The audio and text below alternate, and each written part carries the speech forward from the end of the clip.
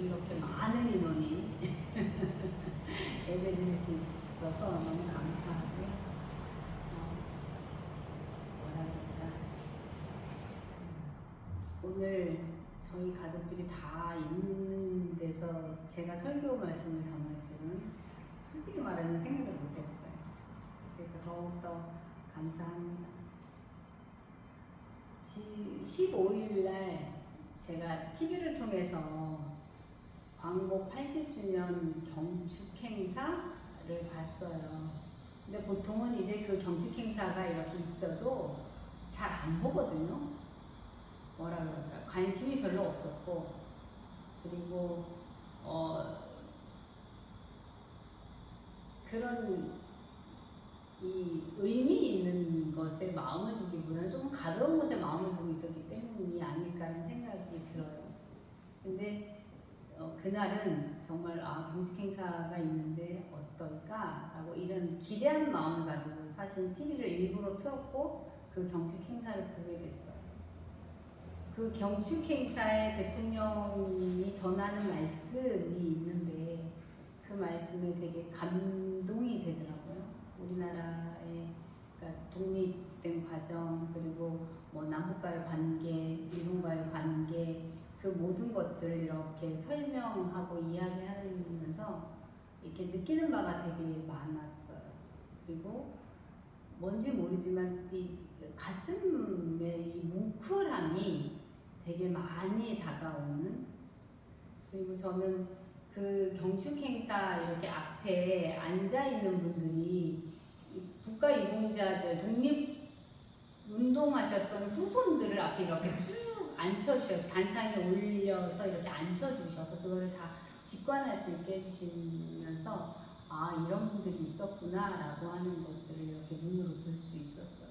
예전 같으면 별로 관심이 없었고 아마 독립유공자들이 되게 많음에도 불구하고 그들의 삶을 우리가 들여다보지 않았었는데 관심을 더 많이 갖게 된 것 같아요. 그러면서 우리가 살면서 느꼈던 많은 것들, 그리고 그 어려움 가운데서도 우리가 신앙을 지키기 위해서 애썼던 분들, 또 독립투사들이 대부분이 신앙인들이었고 그들의 피가 뿌려져서 사실은 우리가 지금 이렇게 편안하게 신앙생활을 할 수 있는 계기도 되지 않았나라는 생각도 해보았습니다. 오늘 주님을 바라볼 때입니다 라는 제목을 제가 이렇게 정하면서 정말 우리의 삶도 좀 돌아봤으면 좋겠어요.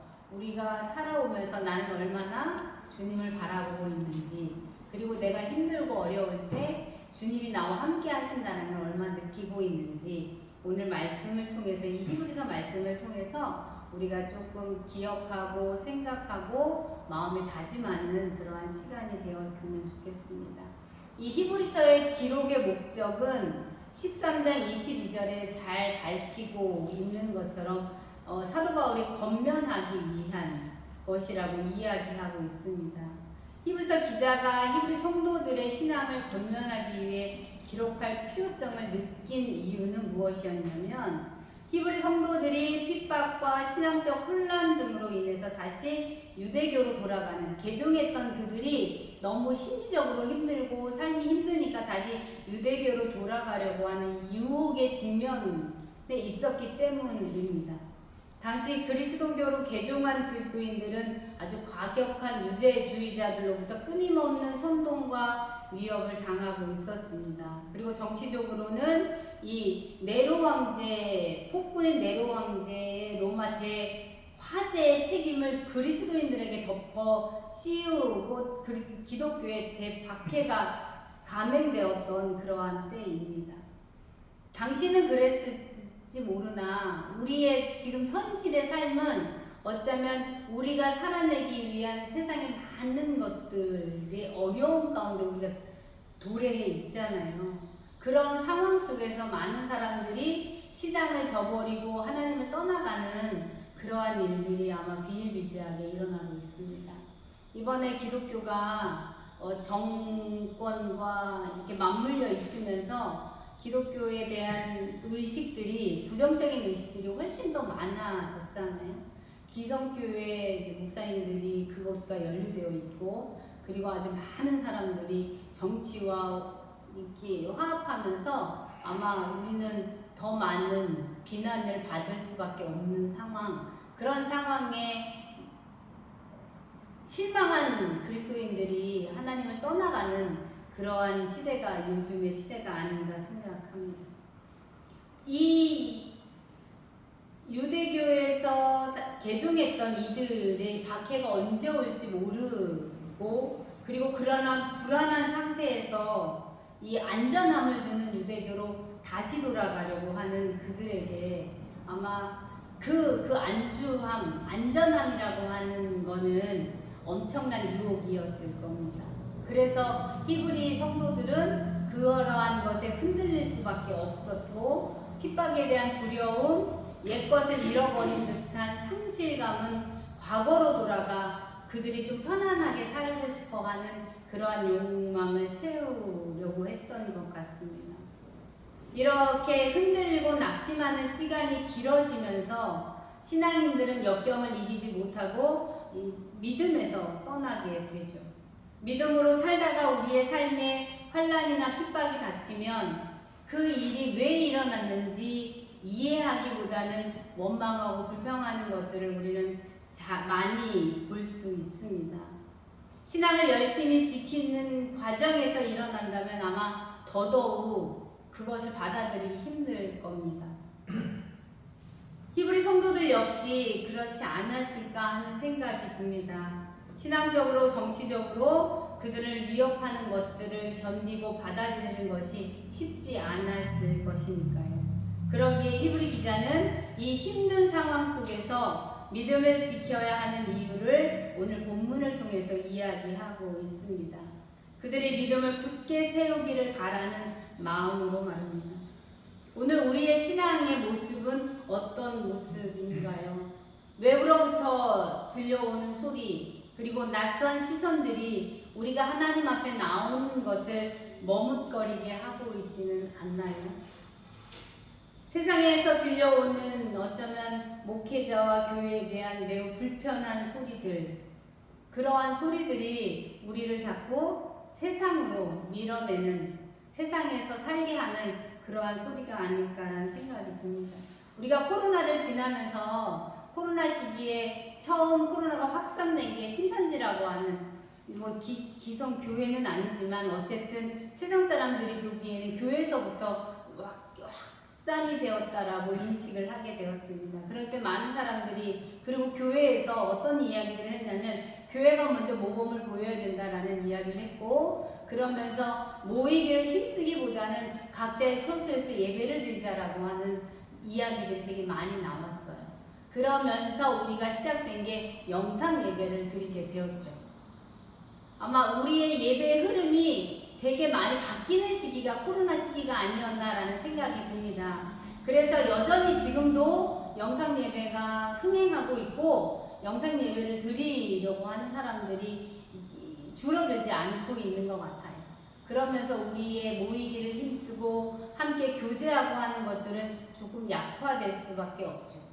그럼에도 불구하고 우리가 세상을 보면서는 그렇게라도 우리가 신앙을 지켜야 된다라는 이야기를 하고 있지만 성경에서는 모이기를 피하는 그 어떤 이들처럼 하지 마라 라고 하는 이야기를 분명히 하고 있습니다.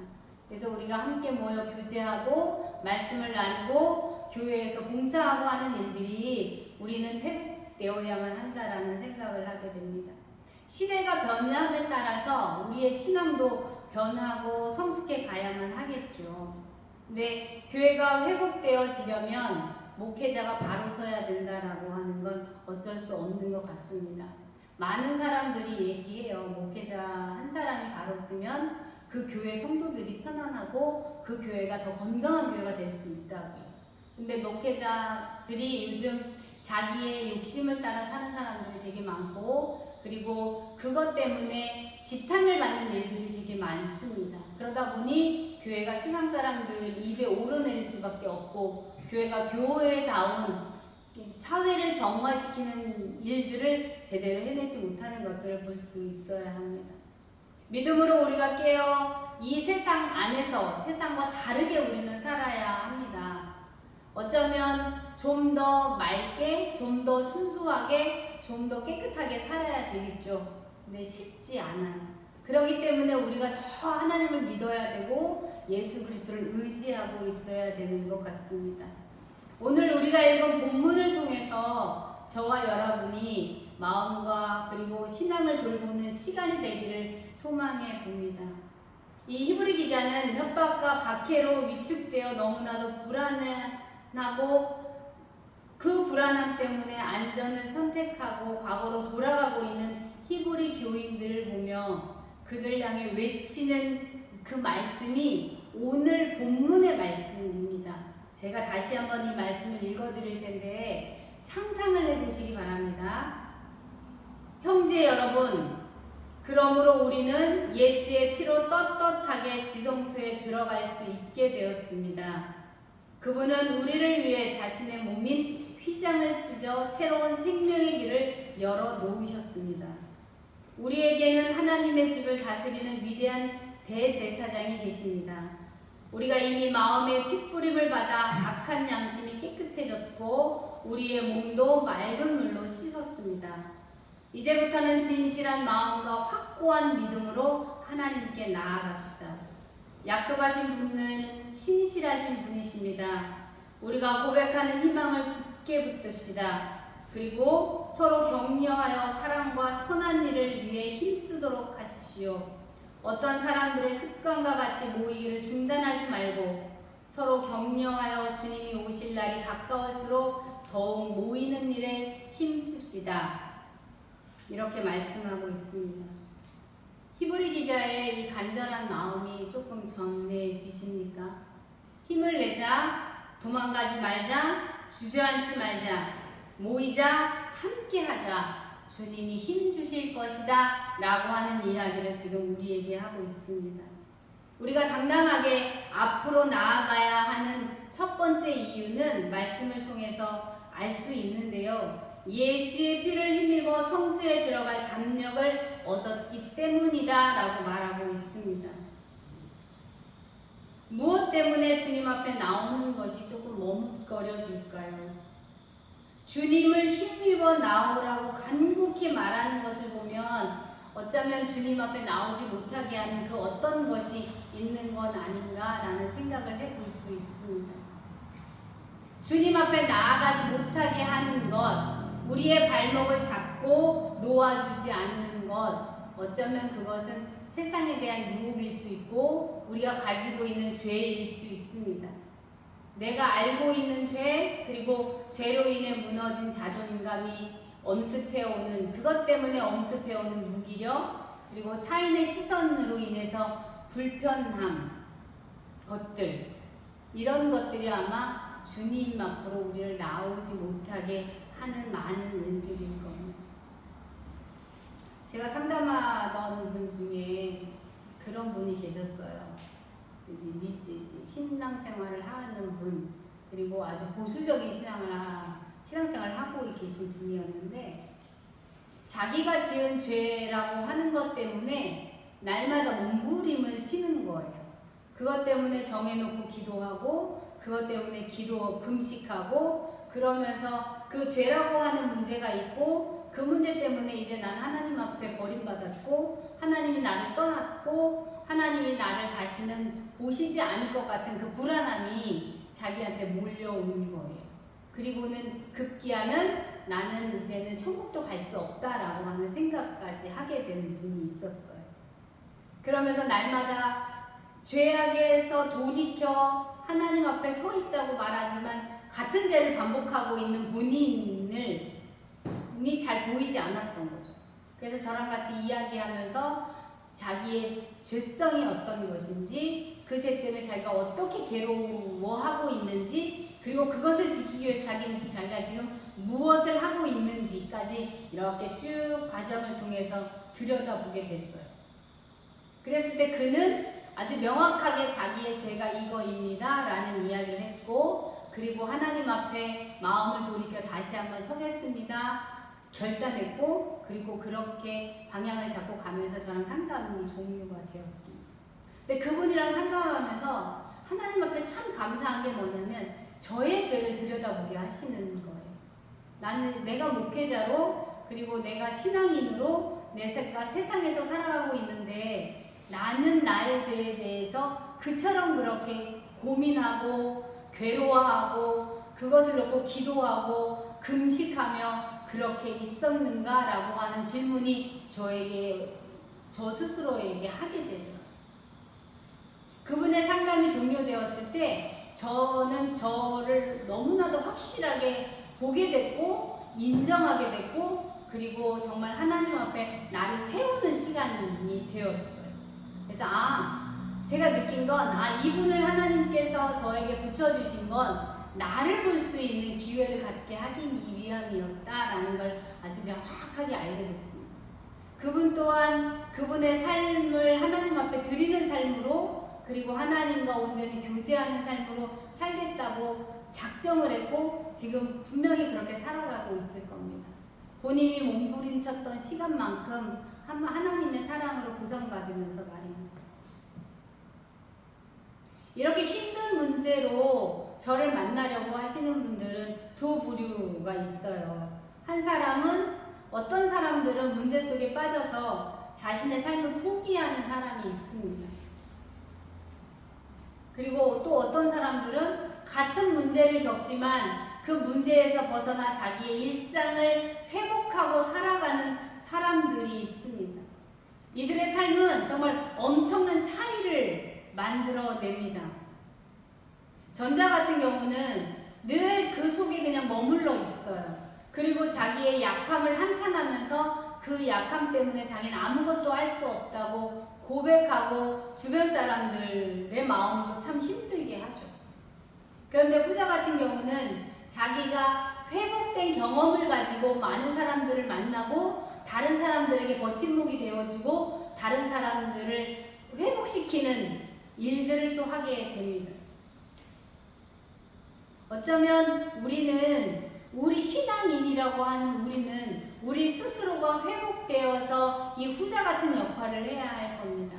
세상에 빛이 되어야 할 뿐만 아니라 내 주변에 힘들어하는 많은 사람들을 위로하고 그리고 그들에게 하나님의 사랑을 전하고 그들과 더불어 살 수 있는 그러한 사회를 만드는 것이 어쩌면 우리에게 주어진 사명일 수 있습니다.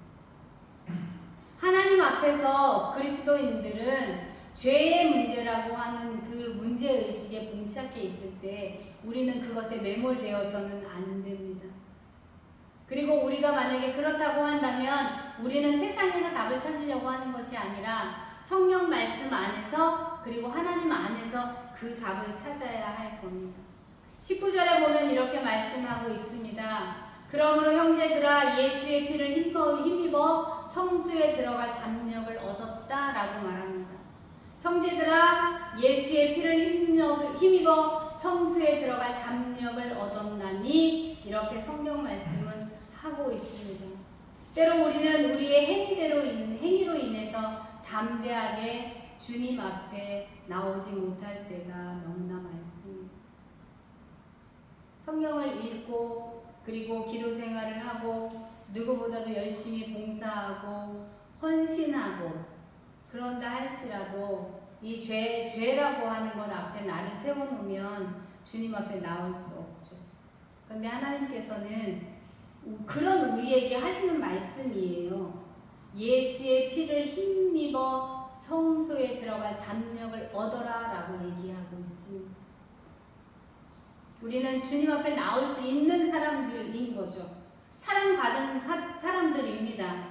주님 앞에 나오기 위해 날마다 무엇을 해야만 한다면 우리는 아마 주님 앞에 나올 수 없을 겁니다. 그러나 성경은 그렇게 뭔가를 열심히 하라고 말하고 있지 않습니다. 오직 예수의 피를 힘입어라 라고 이야기하고 있죠.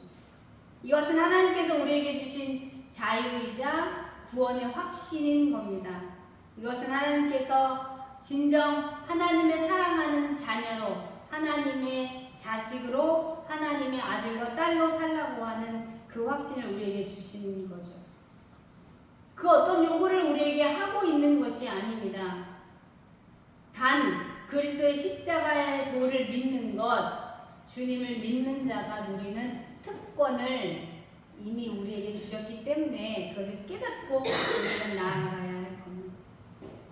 주님의 십자가 사건이 있기 전에 제 제사장이 아닌 사람은 지성소에 들어갈 수 없었습니다. 그런데 하나님 예수님을 통해서 그 지성소에 누구나 들어갈 수 있는 그 특권을 허락하신 겁니다. 주님께서 휘장을 찢으셨고 가르셨습니다. 누구든지 주님을 믿기만 하면 그 앞에 나아갈 수 있게 말입니다. 오직 십자가 능력으로 가능하게 되었습니다. 하나님 앞에 담대하게 나아가십시오. 믿는 자의 특권입니다. 두 번째로는 하나님께 나아가기 위해서는 참 마음 그리고 온전한 믿음이 있어야 한다고 말하고 있습니다. 이 참 마음이라고 하는 것을 언어로 찾아보니까 가짜나 불완전한 것의 반대, 즉 진짜를 의미한다고 말하고 있습니다. 하나님의 앞에 나올 때 우리의 마음은 참되고 순수하고 성실한 마음이 되어야 한다라고 하는 것으로 해석될 수 있습니다. 우리는 때로 주님을 잊고 살지는 않습니까? 어쩌면 나의 기분이나 나의 감정이나 내 마음 상태나 우리의 생활 환경이나 또는 이러한 관계 어려움이나 이런 것들 때문에 세상이 주는 풍족함 이런 것들 때문에 주님을 생각하지 않은 채 살아갈 때가 종종 있습니다. 우리는 주님을 기억해야 합니다. 어느 한순간도 주님을 잊지 않는 것 그렇게 살아가기는 쉽지 않죠. 그런 얘기를 하는 분이 있습니다. 제 삶에서 걱정이 너무 많다. 그리고 이미 일어난 일 때문에, 이미 일어난 과거의 일 때문에 걱정하거나 너무 힘들거나 괴롭기도 하고, 그리고 일어나지 않은 일 때문에 일어나면 어떻게 하지? 라고 하는 불안 때문에 힘들다라는 이야기를 하시는 분들이 있어요. 근데 우리 대부분의 사람들을 바라보면 어쩌면 그런 것 같아요. 과거 지나간 것 때문에 불안하고 오지 않을 미래 때문에 우리는 불안합니다. 근데 그러한 불안이 당연한 것처럼 가지고 갈 때가 너무나 많아요. 근데 당연하지 않죠. 우리는 현재를 살아가고 있는 사람들이고 지금을 살고 있는 사람들인데 과거나 미래 때문에 불안하고 지금이 평안하지 않다면 우리는 현재로 돌아와 현재를 볼 수 있어야 합니다. 지금을 살아가는 방법들을 찾아낼 수 있어야 하는 거죠. 그러기 위해서 어쩌면 나 자신을 알아야 되는 거죠. 나의 불안의 원천이 어디에서 왔는지, 내 불안은 도대체 무엇 때문인지를 내가 알아야 지금으로 돌아올 수 있는 거잖아요. 그래서 제가 만나는 많은 분들한테는 그런 얘기를 해요. 지금의 삶을 우리가 살아보자. 그러기 위해서 당신의 불안이 어디에서 기인해서 왔는지를 우리가 들여다보고 알아차려보자 라는 얘기를 해요. 근데 이것이 통하지 않은 사람이 한 분 계세요. 지난번에 말씀드렸던 날마다 죽음을 생각하면서 어떻게 죽는 방법을 저한테 좀 가르쳐 주세요 라고 하셨던 그분은 이 말이 먹히지 않는 게 무엇 때문이었냐면 그거예요. 너는 나처럼 살아보지 않았잖아. 그분이 침대 생활만 하시면서 한 발짝도 남의 도움이 없이는 움직일 수 없고 일어나기조차도 힘드신 분이기 때문에 어떤 말을 너는 나와 같은 경험이 없잖아 라고 하는 말씀을 하시는 거예요. 그 이야기 앞에서는 한 말도 못 하겠더라고요. 그래서 제가 당신이 되어서 그렇게 경험하지 못했지만 마음은 이해할 수 있겠다. 근데 그 말도 안 먹히는 거죠.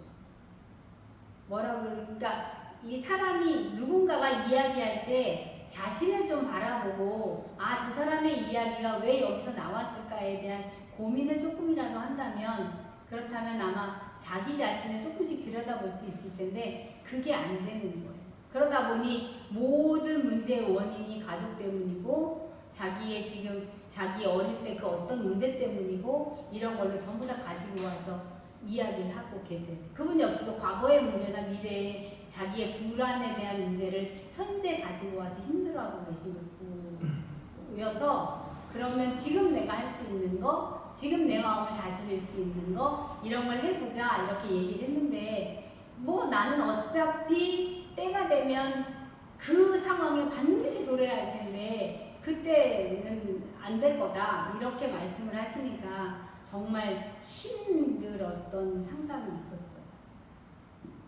어쩌면 나를 바라보는 것, 내가 나를 관찰하는 것, 그러면서 내가 나를 알아야만 타인들에게 영향력을 행사할 수 있는 거죠.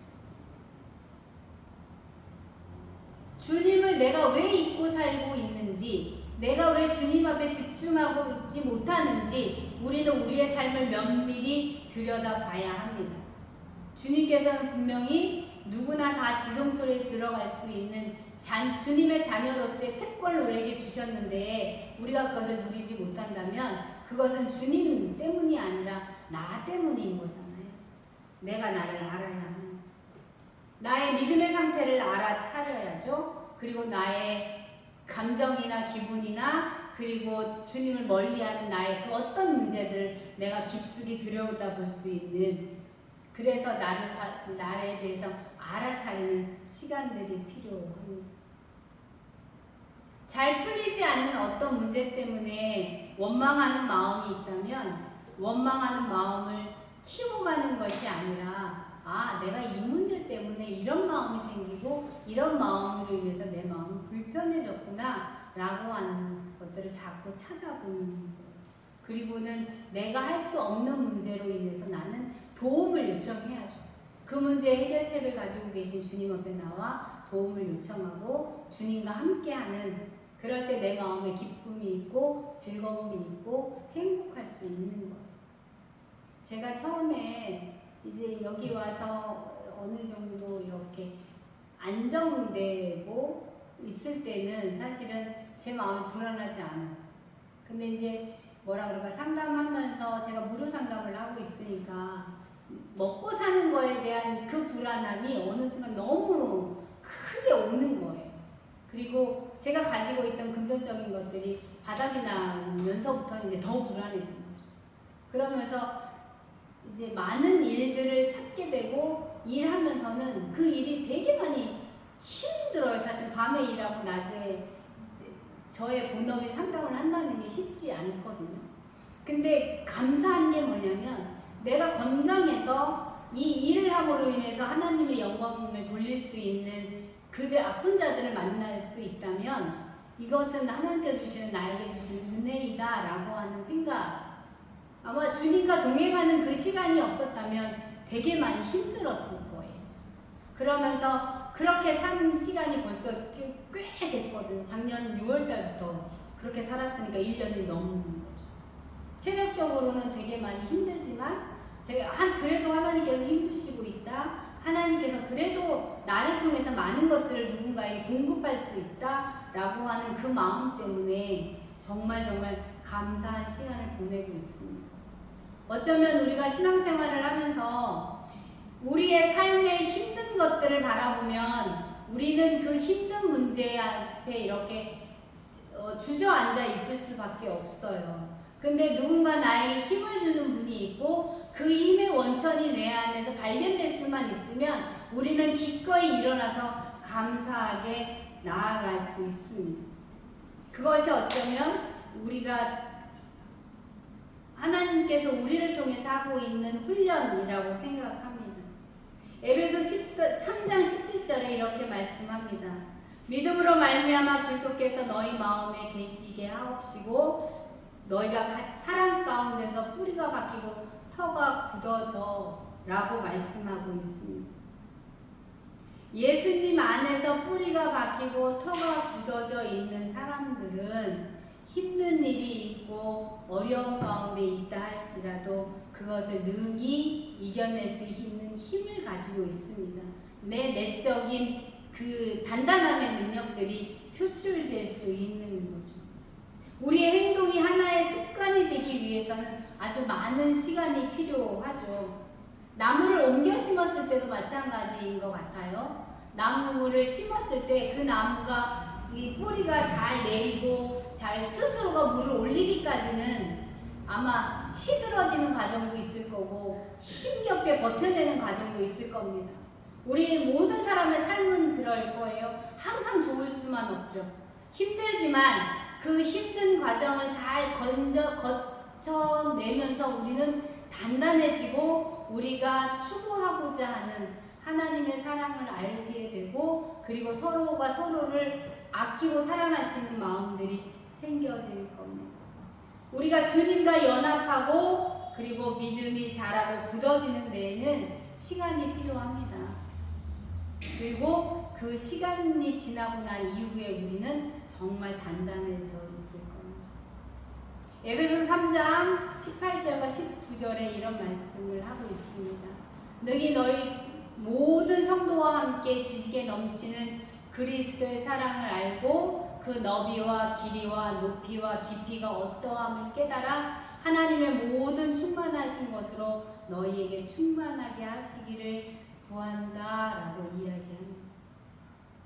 주님 안에서 온전히 연합하고 그리고 뿌리를 내리고 터가 굳어지는 그러한 시간을 갖기 위해 우리는 주님을 의식하고 주님을 바라보고 순종의 삶을 살아낼 때 주님이 우리에게 약속해 주시는 것은 주님의 사랑을 알게 될 것이라는 겁니다.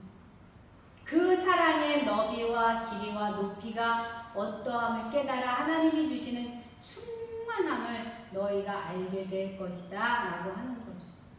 우리는 주님이 주시는 충만함을 바라보며 지금 현재의 시간을 이겨내 가는 것이 아닌가라는 생각이 듭니다. 주님이 우리와 함께하는 것이 믿어질 때 우리는 담력을 가질 수 있습니다.